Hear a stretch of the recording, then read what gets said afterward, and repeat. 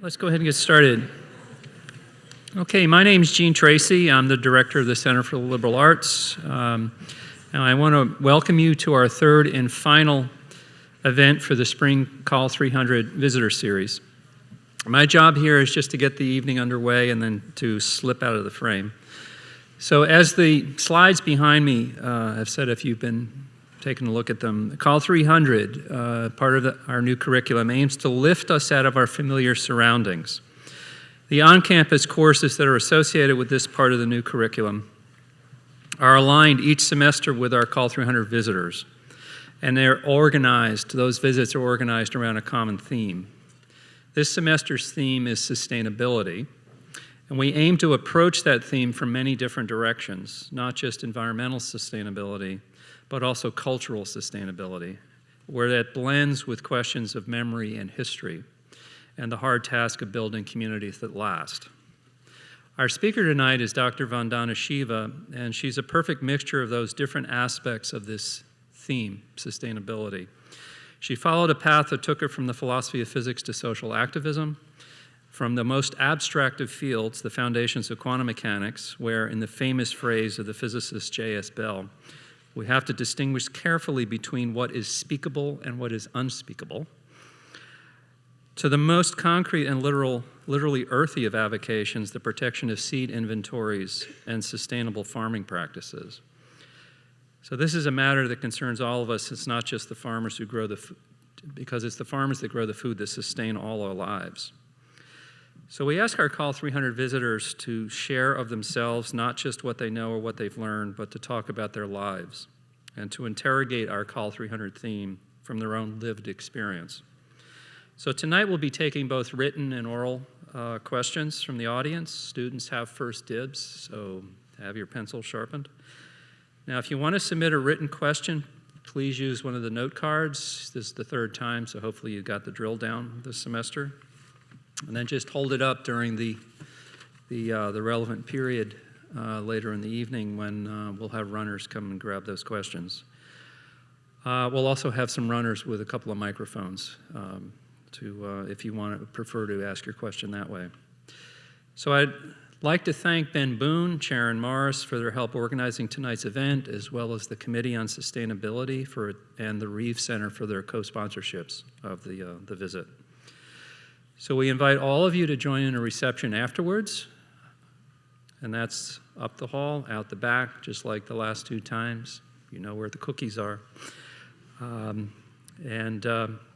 our host tonight is Calandra Waters Lake, and Calandra will do a much more complete introduction of Dr. Shiva. And she'll also moderate the Q&A. Calandra is responsible for promoting the sustainable goals of the university, exploring fundraising opportunities and coordinating those sustainability activities across campus between students, faculty, staff, and the local community. She organizes and monitors the distribution of the green fees, a fund that all you students contribute toward, that supports grants that are awarded each semester to students, faculty, and staff sustainability projects. Calandra holds a bachelor's in natural resources from Virginia Tech. We won't hold that against her, as well as an MA in education from William & Mary, so in fact, one of our own, which she received in 2008. Yay, Calandra. So let me welcome up here Calandra, and she'll do the formal introduction.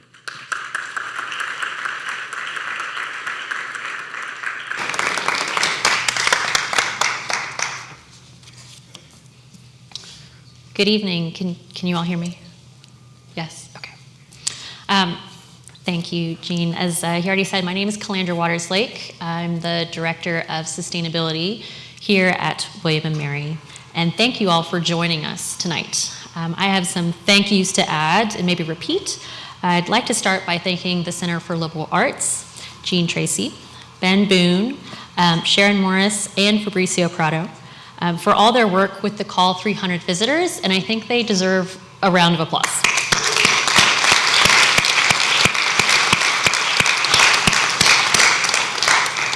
I'd also like to thank the Committee on Sustainability for their Green Fee co-sponsorship of this evening's visitor with Earth Week.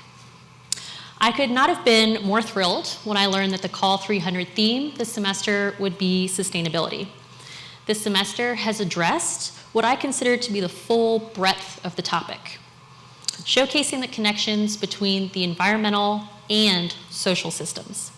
It has demonstrated the need for us to think broadly, holistically, and critically as we work towards a community and a planet that fosters well-being for all.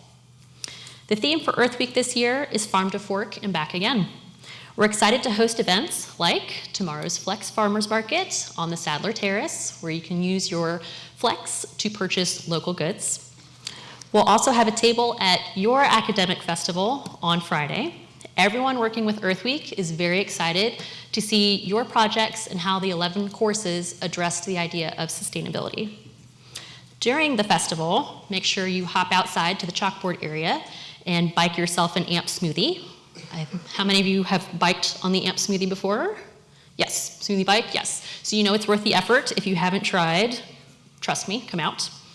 And finally, I hope that you come and enjoy what's promising to be a beautiful day on Saturday at the Earth Day Festival. And that will be from 11 to 3 behind Sable Stadium on the football practice field. Our Earth Week theme of food and agriculture and the role it plays in nature and our communities perfectly complements the life and work of tonight's visitor. It's my privilege to introduce the final Call 300 visitor of the semester, Dr. Vandana Shiva. Vandana began her professional path with a Ph.D. from the University of Western Ontario, Canada, and took a position as a physicist at the University of Punjab. She later moved to interdisciplinary research in science, technology, and environmental policy. Then she began her work as an activist and advocate for ecological and social challenges.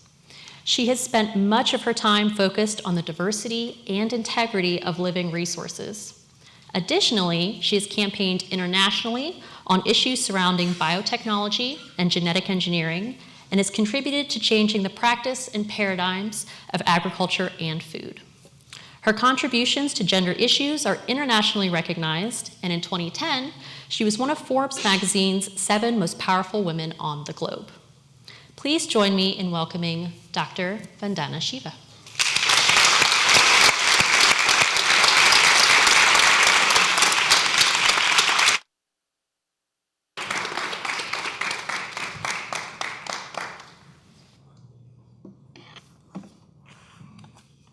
Thank you, Calandra. Thank you, Jean. Thank you to all the amazing students and faculty I have been meeting since yesterday. And I've been like a full-time professor on this campus during this visit. There we go. Just want to get you a little better sound. Thank you.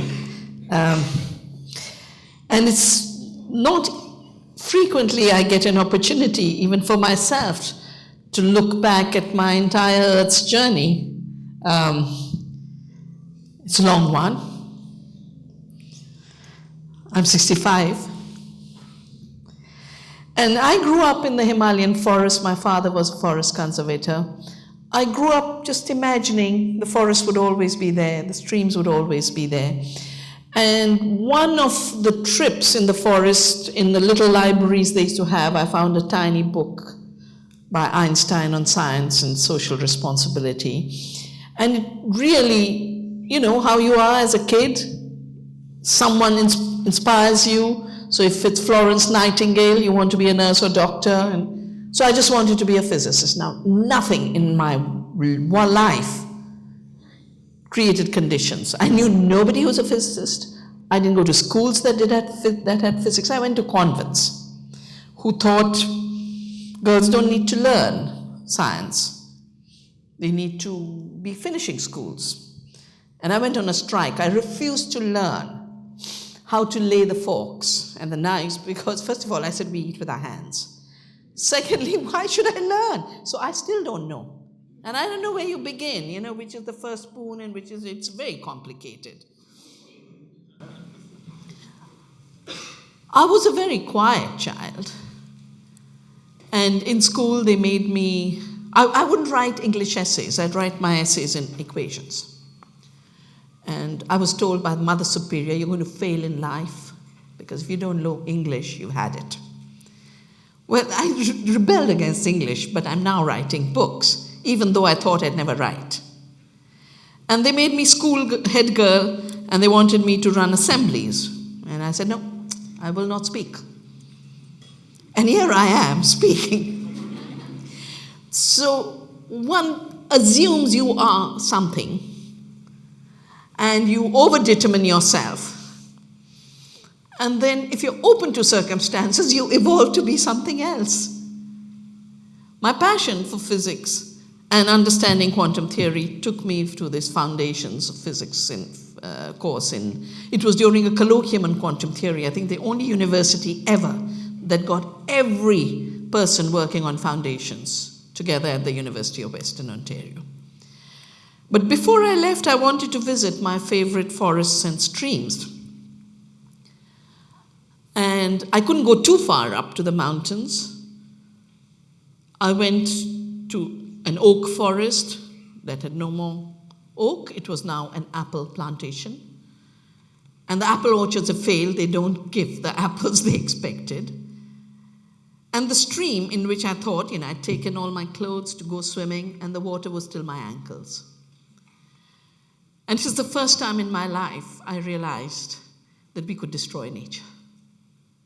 And I realized that forests and streams could disappear. So in my heart, I took a pledge that I will give part of my life for the defense of the earth. And in a small chai shop, while catching the bus back, they told me about this movement in far away, high-altitude Himalaya, where women had come out and said, we're not going to let you cut the trees. We're going to hug the trees. And hug means chipko in Hindi. And so the chipko movement was growing on its own with women. And I couldn't visit them then, but I said, every holiday I'm going to come back and volunteer for this movement. First, I'm going to find out where it is. Then I will. So every summer, every winter holiday, I was volunteering. And I often say I went to 2 universities. One was the University of Western Ontario for my Ph.D. on non-separability in quantum theory, non-locality, non-separability in quantum theory. And the other is a non-Ph.D. with my sisters of the mountain who never went to school. It taught me humility. I'd worked in India's experimental fast breeder reactor as a trainee, got a science talent scholarship. You'd think you are the smartest. And here I knew nothing compared to the women. I also realized the so-called experts didn't know that much because they had no idea that forests and rivers are connected. Because for them, forests were this much square foot of timber. And managing the forest to maximize the square foot of timber to be extracted was forest management. From Chipko women, I learned respect for life. I saw women take off slippers while going to the forest. And I said, what happened? Did you get a thorn? They said, no, we are apologizing to the forest goddess to tell her we have to take your leaves for our animals, your small twigs for our fuel, but we will not take more than we absolutely need. That respect is what sustained the forests, and my research has shown that where the forests have been managed by local community, they are richer than those managed by the bureaucracy. I learned solidarity. Hundreds of women would come together to defend the forest. And I learned that it's wrong to feed poor. It's a marginal women, 2 cows, 3 terraces for farming. And yet they would take a fistful of grain every day to put into the common pot. That's what supported the movement. And that taught me, when in 1982 I left university, institutional teachings in Bangalore, it taught me how not to be afraid for lack of money. Because we've been made so dependent on money that we deny to ourselves all the other richnesses we have. The wealth of giving, the wealth of our potential, the wealth of our capacities. From quantum theory, I learned that life is potential, not fixed entities, not essentialism. of course, non-separability, everything's interconnected, that there is no excluded middle, the either-or problem that traps us in so much work, and with it, the comfort with uncertainty. And as we enter a very precarious time, both ecologically for the planet, as well as socially and politically in each of our countries, dealing with uncertainty is a major source of resilience. It allows you to know there are multiple pathways. And losing one determined pathway doesn't mean the end of the world.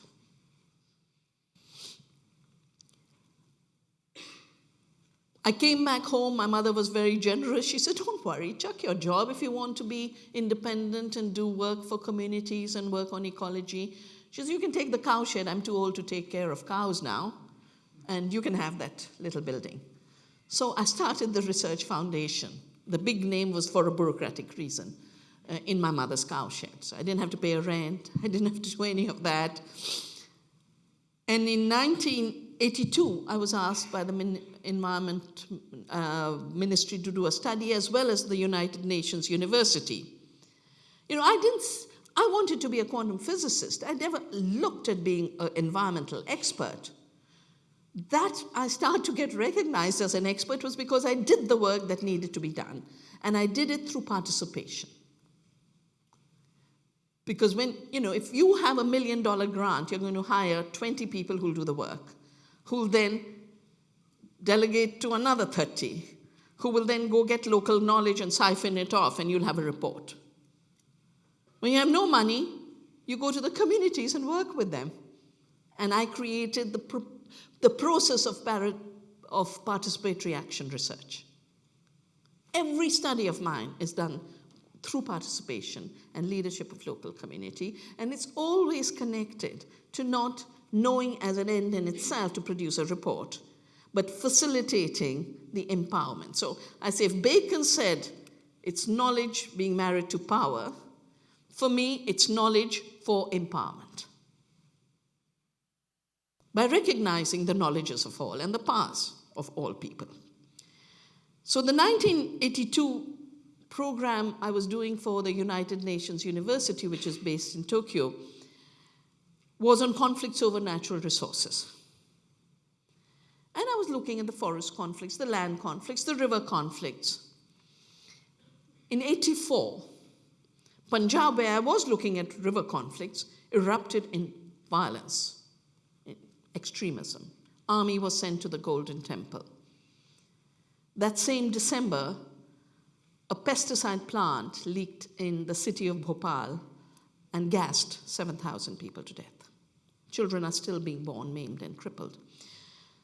So I wrote to the program and I said, something's going on here. It's not an obvious conflict over resources, but there is a problem, and I'd like to understand it. I'd done my MSc honors in physics, particle physics in Punjab University. Peaceful, prosperous. A decade later, it had exploded to violence. 30,000 people were killed in that violence. So I looked at this, and this led to the book called The Violence of the Green Revolution, which is published now by Kentucky University Press as a reprint. But I also took a commitment that I would now give my life to nonviolent farming. You know, when you live with uncertainty and you let your conscience and mind be your guide, then starting afresh is not a problem. Because when you cling to certainty and you cling to hierarchy and you cling to superiority, then giving up that privilege creates fear. So I've always followed my conscience. I've always followed what I recognized to be the reality of things. And I said, now I will work on nonviolent agriculture. That's what I'll do the rest of my life. I was so ignorant that I didn't even know there's an organic movement in a big way all around the world. I just called it nonviolent farming. Over time, of course, the permaculture, the biodynamic, the organic, the natural, and half my life is spent in separating the clan wars within the sustainable agriculture movement who all feel theirs is the best system. Having done the book, I became an expert overnight in agriculture. And I get invited to this very high-level meeting of the Dag Hammarskjöld Foundation in Geneva, outside Geneva. It's on the laws of life, the future of the new biotechnologies. 87, there is no GM commercially available, but the tools are there because they've been evolved through public universities, the recombinant DNA. And here is the old chemical industry. It was the United Nations, the agrichemical industry, independent scientists, small meeting, like a think tank more. And they're saying that we're not making enough money selling chemicals. We now have to really have control over the seed. And with genetic engineering, we can claim we've invented the seed, take a patent, collect royalties, prevent farmers from having seed from any source except ours. There'll be 5 companies at the end of that century, they said by year 2000. And to get there, we will need an international treaty, which then became the Intellectual Property Rights Agreement of the GATT. The first thing for me was a chill. Here are people who poison the world who now want to control the last life form on this planet in a new kind of imperialism, which I called bioimperialism, and a new kind of slavery. Let there be nothing independent and free. And then I went back to our freedom movement and took 2 inspirations from Gandhi. The first was when the world was ruled through the Cotton Empire. The slavery was part of it, the taking over of the lands of the indigenous people here was part of it, the colonizing India was part of it.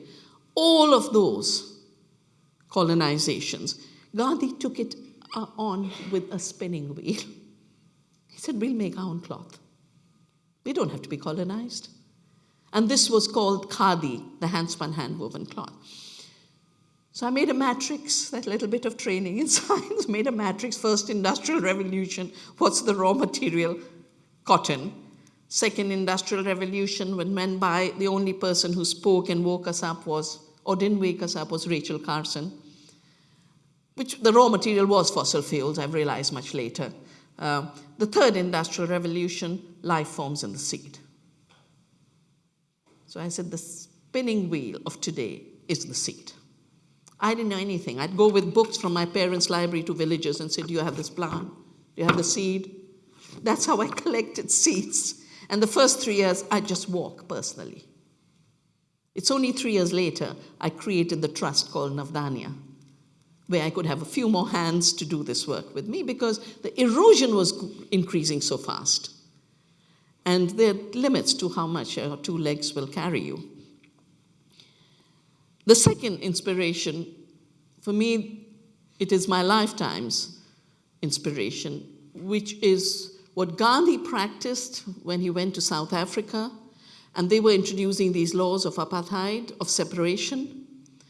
And he had said, we are one citizenry. We will not wear these identity cards which say, I'm an Indian. At that point, the attack was on the Indians because the blacks were anyway in reservations. And the Indians like him were lawyers. He'd been thrown out of the first-class compartment. And he coined the word satyagrah. Satya is truth, agrah is the force. And he said, in the context of brutal and unjust laws, you have a duty to obey higher laws of conscience. And I will not obey this law. He finally came back to India and supported the movement against compulsory cultivation of indigo, which was leading to peasant starvation. And then finally, the salt satyagrah, where the British had made salt making their monopoly and made it illegal for people to make salt. 45,000 people were shot dead making salt as part of the salt satyagrah in Orissa. I did a freedom journey last year visiting them. And I said, I'll do my best to work with our government and parliament, and even in the GATT, to ensure patents on life don't become the norm. because it's scientifically wrong, legally wrong, ethically wrong, ecologically wrong. But even if it doesn't work, at the end of it, the higher law of the seed to multiply, to reproduce, to regenerate, that higher law of seed freedom, as well as the law of that farmers have a right to save and share seed and a duty, that higher law has to be obeyed. And we announced right from the beginning, the creation of Navdanya, that we will obey that higher law, and we will not obey any law that makes it illegal for us to have our seed, save our seed, exchange our seed. We will not accept any forcing of any technology, like GMOs, which for me is nothing but a cosmology that says, God, move over, now our turn. We'll collect the rents. Very happy that 3 days ago, our courts upheld our laws which say no patents on seed, no patents on plant, no patents on animals, because Monsanto had challenged this law to claim invention. An amazing illusion to be the inventor of life on Earth. That extraction has led to massive distress in rural areas. It's totally illegitimate. It has driven debt created by high-cost inputs like seeds and chemicals, and these totally illegal royalty payments have driven 300,000 farmers to suicide. So now my next phase of life is to create a world where farmers don't have to commit suicide, where we don't have to eat poisoned food. And in India, I was just talking to Jean, we have this concept of the 3 phases of life. I mean, you have a concept of people. I have a friend who I met before coming here who works in cryogenics, and, in between his business was failing because everything had been outsourced. And now he's doing very well. I said, what happened, Ravi? How are you doing well? He says, everyone wants their body frozen for a time that frozen bodies will be given life again. No one wants to die. Well, we accept that you have to die because death is part of life. The first phase of life is to be a learner. The second phase of life is to have your responsibility, your family, your children. The third phase of life is to be able to teach yourself detachment and handing over to another generation to take care of this. And then the fourth phase, which is the kind of phase I'm in now, is to be a permanent learner for society, for ecology. And that's why the concept for me of earth democracy is really a learning of how to fully be citizens of this earth, children of the earth. It's a learning we've forgotten. Sustainability is an opportunity for us to learn again. We have to re-begin. There's some basics like saving a seed, growing food, having a garden, making bread. This 2nd October, which is Gandhi's birth anniversary, I'm hoping to launch a campaign, global campaign, and I hope William and Mary will be part of it, on breads of freedom. Freedom from industrial grains that are causing gluten allergy, because traditional grains don't. Our wheats don't. Bread that is free of poisons. Bread that is free of not ever rotting. There's a McDonald's display in an art museum where the hamburger never rots. So many toxics to preserve it. I want to see bread that gets fungus when it should.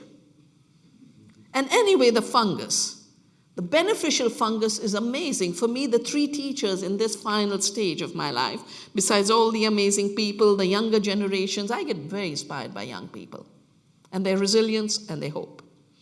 And we need that very much because we are being told by top scientists extinction is inevitable. It's not. It's inevitable if we carry on the non-sustainable path, but regeneration is a possibility if we play our role as Earth citizens. For me, the mycorrhizae, which in a cubic inch can be 8 miles long and knows how to bring nourishment from one place to the other. The pollinators, which bring life to the next generation of plants, bring life to themselves, and even give you honey. Can you imagine what generosity These are the economies of abundance through generosity that we need to create, rather than this constantly expanding circle of fear, scarcity, insecurity.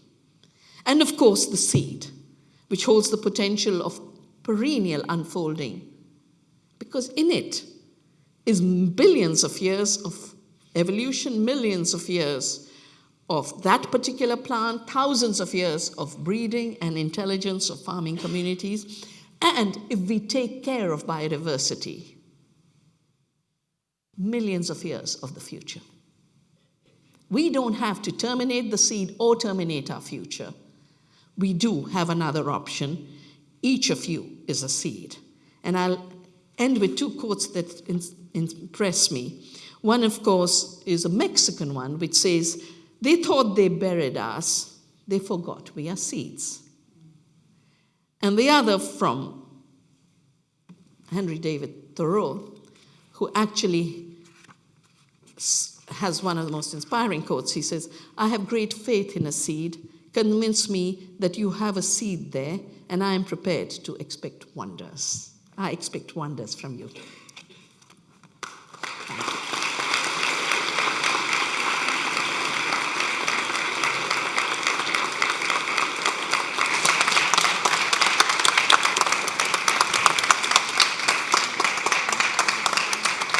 Which one? This one. Thank you, Vandana. So this is where we move to the question-answer portion of our evening, which I'm sure many of you know if you've done this a couple times this semester. Hopefully you all have your note cards, and I beg that you please write legibly. Some of you know me. Maybe you've seen me wander around campus, and I'm usually wearing glasses. I was telling Vandana earlier today, but my wonderful 3-year-old broke them earlier this week. I said, of course he did that during Earth Week when I was going to be on stage. And so I'm wearing contacts, but they don't work very well for me, so please write legibly. There will also be a couple microphones going around for those of you that would like to address Vandana directly. But we're going to start with just a couple very broad general questions while you all are writing on your note cards. First, I would like to say thank you. Thank you for the wonderful talk, but thank you for coming to William & Mary and doing this with us. You've led a very long and diverse career. Much, if not all of it, has been tied to sustainability. When you say sustainability, what does that mean to you? That which sustains. That's a very straightforward answer. Well, within the many ways that you've addressed sustainability, it's been at a lot of different levels, local, national, international. Could you tell us a little bit more about the experiences that you've had at those many different levels and how they compare? Well, at the local level, of course, it was the women of Chipko knowing that the sustenance of the forest and the sustenance of the river and the sustenance of their livelihood is one sustenance. And that's why, for me, social justice and environmental sustainability have not been separate silos. They've been deeply interconnected. And there's no movement I've been part of where I've addressed only one side of this, because the two are deeply, deeply interconnected. At the national level, I've been very fortunate to have worked with my government and put in place laws and institutions, and also at some, now we are in a period where, you have the same process as ours, where knocking down the next environmental law is a little feather in your cap. And it's a period where we have to defend the regulatory systems we put in place. And also the scientific work that went into putting it in place. At the international level, again, I was very, very fortunate to, my government asked me to come and advise them on the Biodiversity Convention. I just said, who's representing India? They said, of course, the head of Project Tiger. I said, no. This biodiversity is about the tiniest fungi. It's about the little seed. It's about the new biotechnologies.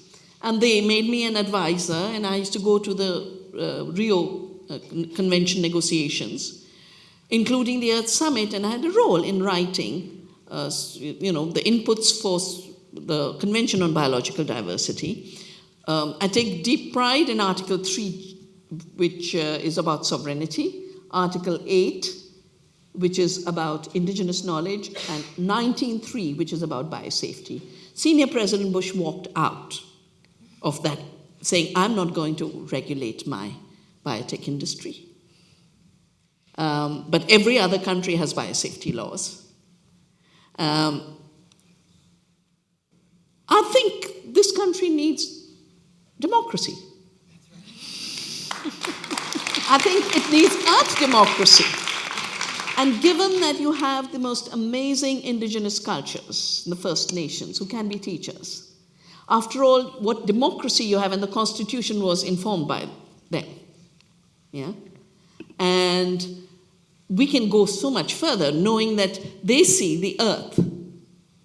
They see themselves as Earth family. In this October, I'm doing this International Biodiversity Congress, and this has been the image for me of the tree of life as a tree of all species, and human beings working in the common good with the capacity to cooperate. We've been made to believe competition is the way.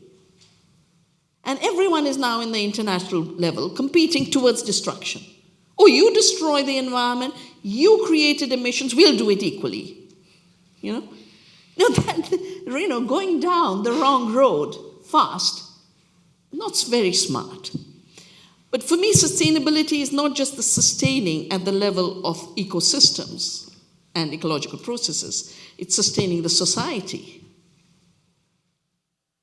that sustains them. And that's why, for me, the whole issue of women as leaders in this time, I'll call it the time of the path to avoid extinction. That's the kind of time we're in. It's a long title. And that's why, for me, the convergence of ecology and feminism, and seeing the power of the convergence of patriarchy and capitalism, is important because of this sustenance. And I don't definitely see that, sustaining bad systems is sustainability. Because, when the process for the Earth Summit was a report called Our Common Future by Gro Harlem Brundtland, who was the Norwegian Prime Minister. And in that they had a line, we've got to hand over to future generations the kind of world we have. No, but the kind of world we have is already messed up, and it's not fair to hand over a toxic world, a climate-disrupted world, a world full of conflicts. We together have a duty to create another world. Thank you. I actually want to go back and touch on something that you just mentioned. So next year, William & Mary will be celebrating the 100th anniversary of women at the university. We also very recently announced our first female president, who will be coming in over the summer. What role do you see women playing in sustainability, and is that role changing? Well, the first role women should not play is try to be like the most dominant man. So we've got to give up the Margaret Thatcher sense of leadership. As they used to say, she's the only man in her cabinet. But we saw what it created. Now you've got a Brexit.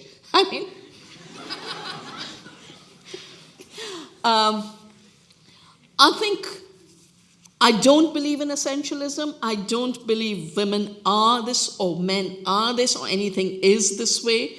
My quantum training taught me the potential issue.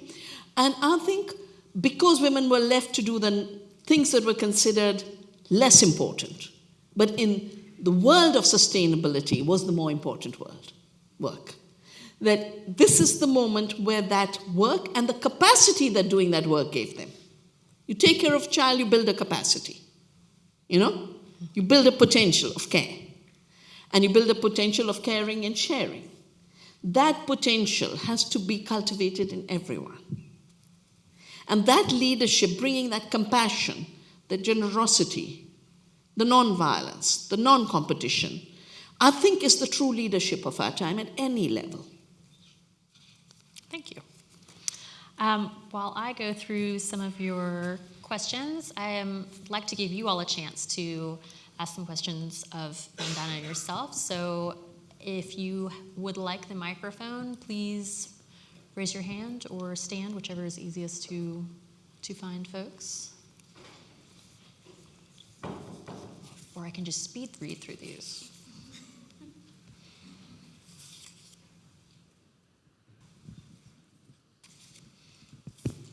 Hi, thank you very much for your talk. I just had one question about farming. I know that you're not the largest fan of genetically modified organisms, but are you a proponent or opponent of like different ways of farming, like high-rise farming, or what would be your plan of like, I guess, long-term sustainability and like being able to feed a growing population? Okay. So I've learned that the world is very diverse. And I've learned that monocultures of the mind are a problem. And any one model being universalized beyond its scope of relevance doesn't solve any problem, it creates new ones. First thing we've gone wrong in is we took diets of 10,000 species of plants and reduced them to 10 globally traded commodities. Then we try and maximize the production of those commodities, where you don't measure the true output, the true productivity, the true nutrition. So I stopped measuring yield per acre, and we measure nutrition per acre and health per acre. And quite clearly, when you have more density of nutrition and you have more density of biodiversity and ecological processes of agroecology that are doing that work, our work is showing that you can, definitely for India, because I have all the data in India, from Indian diets and Indian cultivation area and Indian malnutrition status, we are now 100th, 99th on the hunger index. We have huge growth, but we are slipping in malnutrition. We can feed 2 times India's population with not a child deprived of any nutrition. So just as I conserve biodiversity and use biodiversity in agriculture models, and we have evolved a biodiversity-based ecological system, and we offer a 1-month course in how you can maximize nourishment for people, but not just people, because food is the linking process. Food is not a commodity. Food is not stuff. Food is the currency of life. Everything, as one ancient Upanishad in India says, everything is food, everything is something else's food. That pollen that the bee takes is its food. But it leaves the food and reproduction and fertility for the plant. Those are the processes of ecological intensification we first need to understand. They're now realizing it's $600 billion worth of contribution to the food system that pollinators are making. And destroying them is undermining that much of our food basket. So we could feed far more in a healthy way, because all of these commodities that are nutritionally empty and loaded with toxic might be bringing you stuff, but it's bringing you 2 externalities. 75% of the ecological problems of the planet are linked to an industrial fossil fuel-based system. 75% of the chronic diseases, which are the killer diseases today, which they call lifestyle diseases, are food-style diseases. It's linked to the diet. Now, it doesn't make sense to take a system that's only providing 30% of the food, giving us 75% destruction of health, planetary, our health, and increase that, because then you'd have a dead planet and very sick people. Agroecology and biodiversity is the way to go, produces more, and diversity of systems, I really do believe, also urban gardening, because those are in nutritionally dense places to produce a lot of diversity of nourishment. I'm going to actually jump in on that because it segues great into one of these questions. How do you see cities as part of Earth's ecology, and what changes do you think should be made to city systems to make them more sustainable? Well, the first is that just because the cities have grown is no reason to have, for India, its wheat coming from thousands of miles away. We grow good wheat. I've had to sue my government to prevent wheat imports, which crashes the prices of wheat. Cities eat even today. They eat badly today. They eat with a very heavy footprint today. And the worst is this model of food and farming based on commodities, and basically it's become a system for consuming chemicals rather than producing food. It's all on its head. The reason small farms are disappearing is because they're indebted and their farms are mortgaged. And that's for buying bigger equipment, more chemicals, more sprays. This is also the same reason that not only have we desertified the land, we have created food deserts. The first time in human evolution, we've achieved something like that in cities. So to address the issue of urban design, I think we have to recognize that food is the ultimate metabolism of a city. Every city plans its water system, doesn't it? It doesn't leave the water to be supplied from wherever it can be brought. It doesn't bring tankers of melted ice from the Arctic, does it? No. You protect your local reservoir, your closest river, your groundwater. Munich pays its organic farmers for clean water supply because it's more costly to pull pesticides out of water than it is to give organic farmers an additional income in order to supply clean water. Like you plan watersheds, you have to plan food sheds. And some of that food shed must be within the city, in which some of the models you were talking about have a little role. But then there should be circles. If it's a small city, its food shed is small. Could be a 40-mile area. Somewhat larger, 100-mile area. Much bigger city, take a 150-mile area, take 200 miles.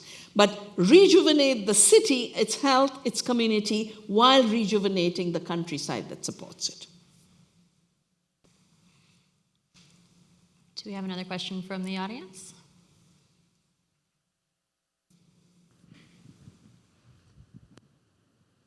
I've got plenty in front of me. No one feels like volunteering. You never imagined cities could be fed sustainably, huh? Cursed to be killed in a city. How many of you all have gardens at home? They're just being quiet. See, they're involved. I'm going to read another question here. It's almost a letter to you. Dear Dr. Shiva, thank you for your work. I have read and listened to many of your writings and talk, and I have been encouraged and moved. My question is, how do you maintain hope and motivation when things can seem like the world only grows darker or that we can't make a difference? Well, we can make a difference if we become the change we want to see, as Gandhi said. And that's the philosophy I live by. And when I heard these companies talk about owning seed, GMOs everywhere, 5 companies controlling health and food, I said I'll protect a seed. And I said I'll be the change I want to see. The beauty is when you work with the seed, it multiplies. And when it multiplies, your work multiplies. It increases your capacity to make the change. And how do you stay hopeful? By doing the hopeful work. I guess part of it is I'm a woman, and women learn that there are people who assume that you have to be put down. You're less. You're a woman, you're less. And you learn through that how not to give up your own hope in yourself, your integrity, your resilience. And it's not that I haven't been through my crisis, but you don't call me here to talk about, no, they did this to me, no. You deal with it. But every crisis is a strengthening. And every despair is a cultivation of hope. And I remember in my convent school where I refused to learn how to put knives and forks, I did learn a beautiful morning prayer, which was, the steel is strong because it knows the hammer and white heat.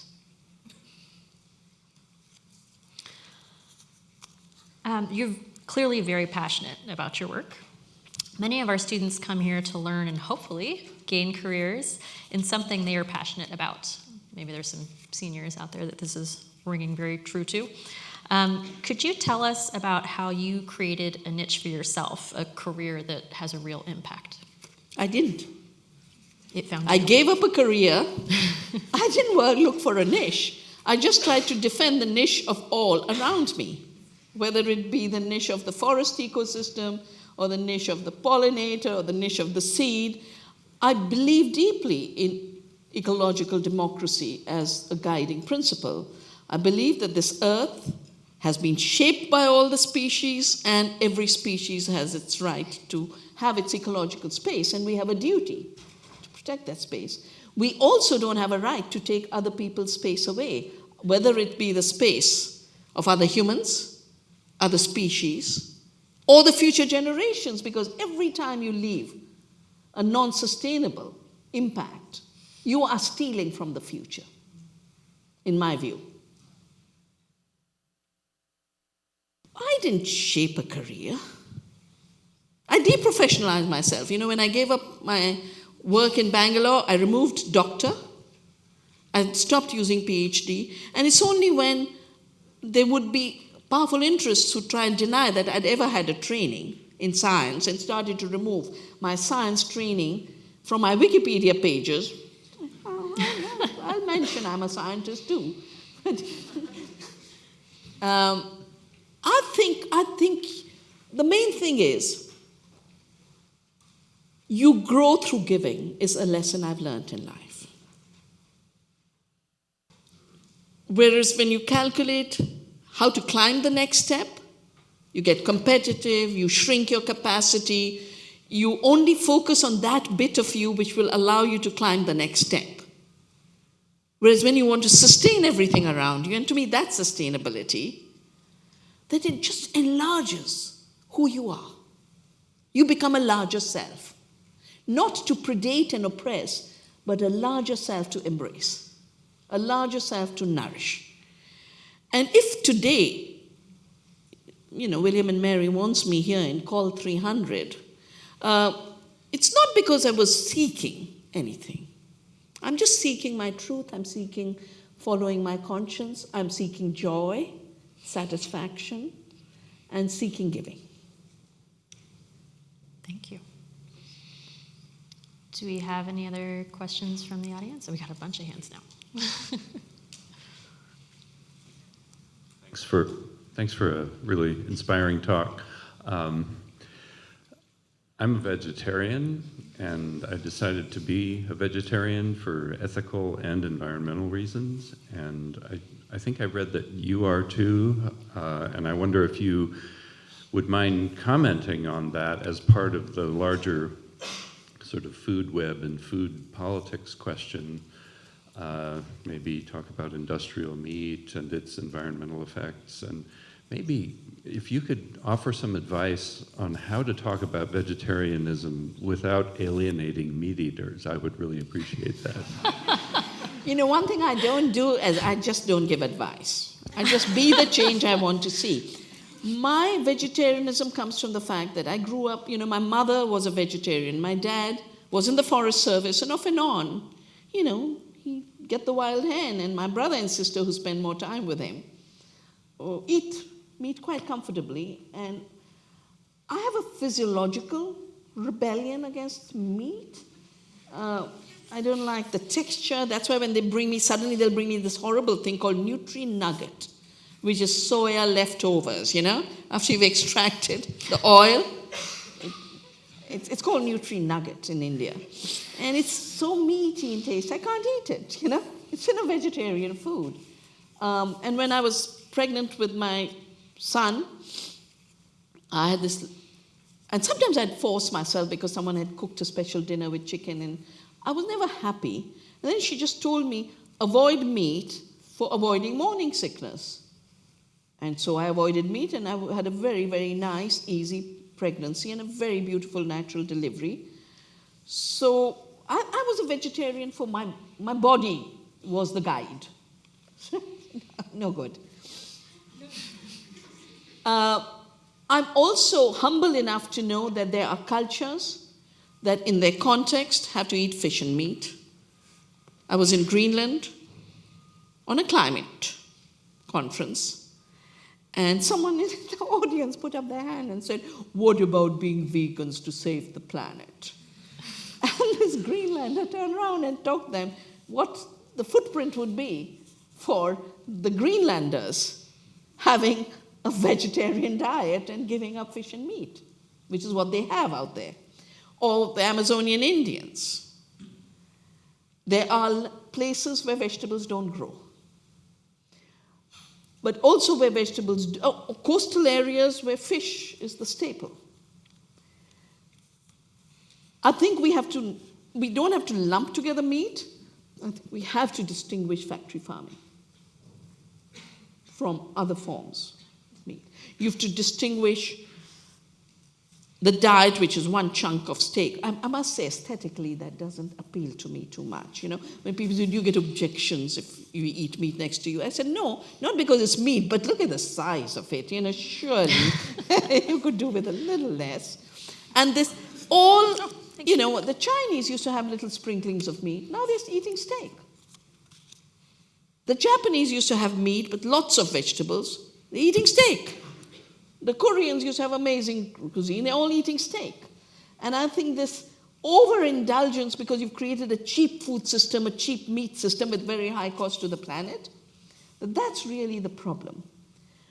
I personally believe we need more vegetables in our diet, even when you do eat meat. And even the Christians, didn't you have Lent? No, there's a period when you fast, right? And you don't eat meat on Fridays or something, am I right? But every culture has had this, give a holiday to meat. Yeah? And I think any kind, for me, intolerance is unacceptable at any level. And understanding is vital at every level. We should all move towards more diversity in our diet, towards more diversity of vegetables in our diet, to zero tolerance for factory farming, even for the meat eaters. And to the vegans, do not support genetic engineering for lab-made meat. If you hate meat so much, why do you want it lab-made?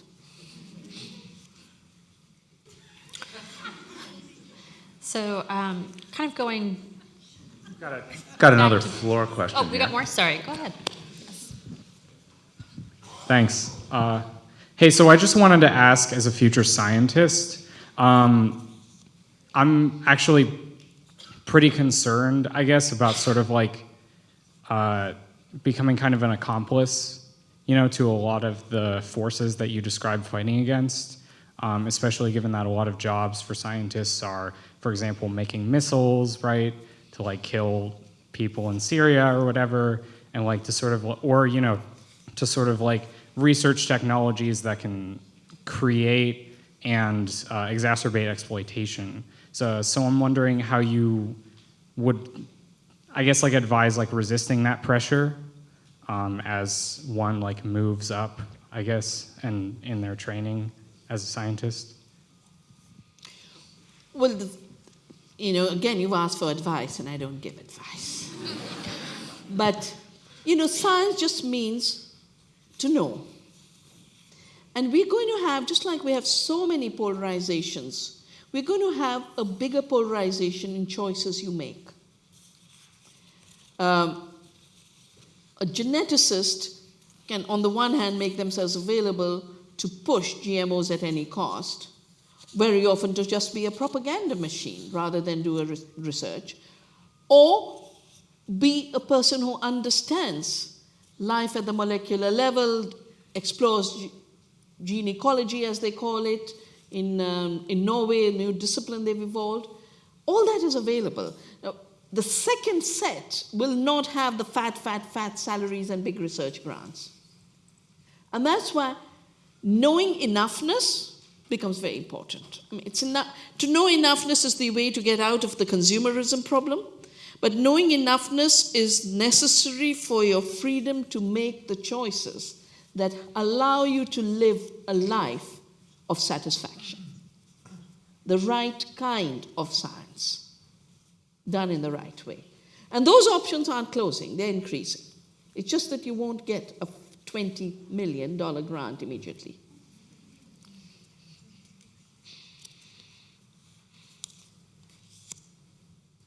Any other questions? I don't want to interrupt. Did you get a grant for Navdanya, or did you have to do that on your own budget for a really long time? Well, for the first 3 years, totally on my own. And then when I realized it was more work than I could physically do, and because the erosion was so fast, I'd go to a region, and the next time I'd go, the diversity had gone, because a potato monoculture had come or a soya monoculture had come. I asked then, I didn't know the world, and I asked friends who were taking grants, I said, do you know groups that could support this work? And they mentioned an agency in Germany called Bread for the World. And I wrote them a handwritten letter. I said, I think there's a problem coming. And with patented seed and disappearance of genetic diversity, we're going to have a very severe crisis. And I think this is important work. They wrote back and said, yeah, I didn't even have a legal entity at that time. So I took the money through the UN and through the FAO. And now it's a combination of many, many sources. Bread for the World, I'm going to go and do their big fundraiser for their 60th year of existence. So it's a partnership. It's not, I don't accept this charity logic from anybody. I can't stand it. We're out to help you, you pathetic little thing. No, you're partners. You're partners. Some people have money, contribute money. Some people have commitment, passion, ability to work. Some people have ability to create community and bring people together. Each of those abilities is needed. Over time, and it's partly by not determining but following, we've created a major movement for the farmers who protected the seeds, then grew the crops of unusual grains, including these wheats that don't give gluten allergy. And then they're the ones who said, now you've got to help us market, because the markets have disappeared. And so we have the biggest domestic fair trade distribution, and I've helped farmers set up shops and fair trade systems. Lovely cafes, if any of you come to India. There are 2 cafes. We have the Earth University. Its kitchen is from the farm. Every meal has a different grain. Every dal, every week is a different dal. So it has just added, and then out of it has come all the learning of the biodiversity, productivity, the nutrition. I'm advising many governments on nutritionally sensitive agriculture now in India. We're helping 6 states go organic, including Bhutan, where the Prime Minister invited me to say, we believe in gross national happiness, and I can't see growing happiness without growing organic. Will you come and help us? So my team goes and helps them in Bhutan.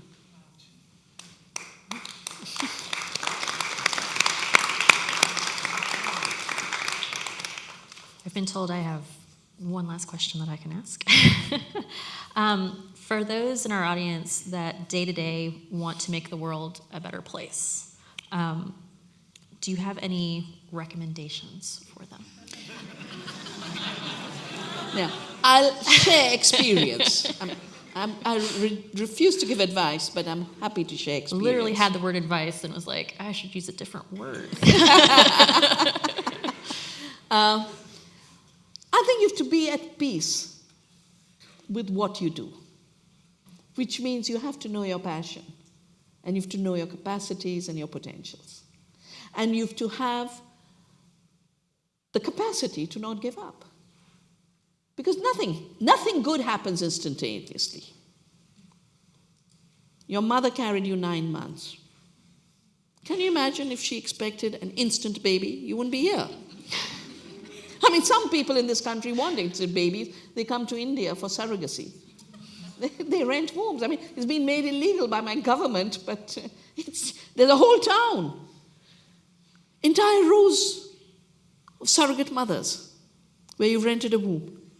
Not because it was difficult for infertility reasons, not only you were too busy making money, you're not going to take off 9 months. I think taking 9 months off. And with a child, it's never 9 months, as you know, the 3-year-old. And the 5-year-old. And the 5-year-old. And sometimes, at 30-year-old, you're still, maybe at 60-year-old.